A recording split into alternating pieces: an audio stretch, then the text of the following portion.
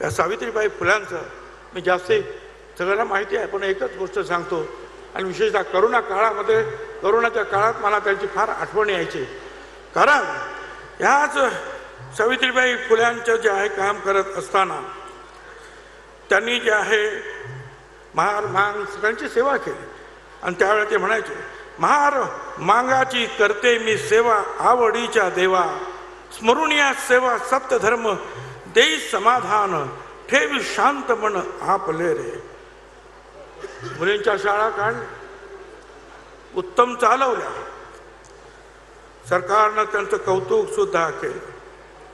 आणि मग पुढे महात्मा ज्योतिराव फुले गेले. 1886ला दुष्काळ पडला. सावित्रीबाई फुल्यांनी जे आहे दुष्काळाचे कॅम्प सुरू केले. मुंबईमध्ये हिंदू मुसलमान दंगा झाला, सावित्रीबाई फुले पुढे झाल्या, हजारो लोकांचा मॉब तिथे गोळा झाला. त्यांनी ती दंगल शांत केली आणि पुढे जे आहे 1897 साल उजाडलं. प्लेगची साथ सगळीकडे सुरू झाली, औषधं नव्हती. त्यावेळेला प्लेग झाला, इथे सरकारी ब्रिटिश अधिकारी त्याला उचलून कुठेतरी नेऊन टाकायचे. सावित्रीबाई फुल्यांनी जे आहे शेकडो माणसं रोज मरायला लागली पुण्यामध्ये. सावित्रीबाई महात्मा ज्योतिराव फुल्यांनी ज्या बालहत्या प्रतिबंधक गृहामध्ये 40 महिलांचं बाळंतपण केलं, त्यातली एक ब्राह्मण महिला, तिचा मुलगा यशवंत, त्याला डॉक्टर केलं. आणि सावित्रीबाई फुल्यांनी सांगितलं की यशवंता, आपण यांची सेवा करायची. आणि पुढे त्याला बोलवून घेतलं, त्यांनी दवाखाना घालायला लावला. आणि मग त्या दवाखान्यामध्ये 8 किलोमीटर लांब पुण्यापासून तिथे सगळ्यांना आणायचं आणि औषध पाणी करायचं. सावित्रीबाई फुले स्वतः त्या पेशंटना घेऊन यायचे. यशवंता त्यांना म्हणाला, अगं आई, तू हे जर करशील तर तुला सुद्धा प्लेग होईल आणि तुझा सुद्धा जीव जाईल.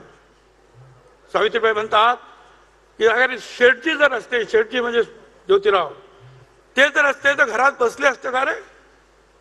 नाही, मी काम सुरू ठेवणार. आणि नंतर एक मुलगा दलित समाजाचा पांडुरंग बाबाजी गायकवाड मुंढवा गावचा, त्याला त्याने प्लेग झालेला पाठीवर घेतलं आणि धावत सुटल्या. 8 किलोमीटर धावत आले. 8.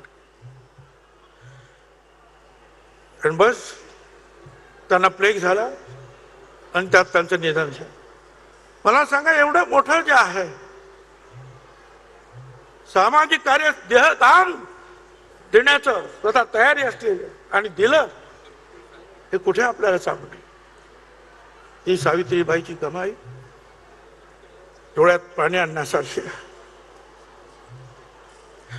शूद्रांना शिक्षण देण्यासारखं सावित्रीबाई फुले म्हणतात. शूद्रांना सांगण्याजोगा आहे शिक्षण मार्ग हा, शिक्षणाने मनुष्यत्व पशुत्व हटते पहा. विद्या हे धन आहे रे, श्रेष्ठ साऱ्या धनाहून, तिचा साठा जयापाशे, ज्ञानी तो मानवी जन.